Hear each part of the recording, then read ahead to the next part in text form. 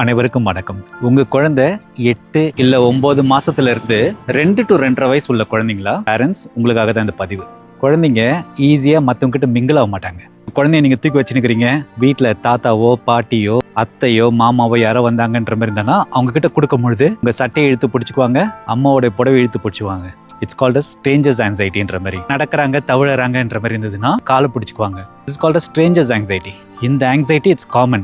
நிறைய பேர் என்ன சொல்லுவாங்க, இது ஒரு பிஹேவியரா மாறுமா? அப்படி கிடையவே கிடையாது. இட்ஸ் டெவலப்மெண்டல் ஸ்டேஜ்ல இதுவும் ஒண்ணு. மத்தவங்க கிட்ட சோஷியலைஸ் பண்ண பாருங்க. ஏஜ் உள்ள பசங்க கிட்ட மிங்கிளாக வைங்க. தாத்தா பாட்டிங்க அவங்க வீட்டுக்கு வீக்கெண்ட்ஸ் ஆச்சுனாலே அவங்க கிட்ட போய் குழந்தைய கொடுத்தீங்க, அவங்க குழந்தைங்க உடனே இமீடியட்டா இவங்க தானான்ற மாதிரி கிராஸ் பண்ணிவாங்க. இந்த ஸ்ட்ரேஞ்சர் ஆங்ஸைட்டி குறையறதுக்கு நிறைய வாய்ப்புகள் இருக்கும்.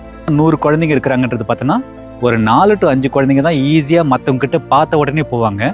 மற்ற எல்லா குழந்தைங்களுக்கும் இந்த ஒரு விஷயங்கள் அடங்கும். பேரண்ட்ஸ் பேனிக் ஆக தேவையில்ல. நன்றி, வணக்கம்.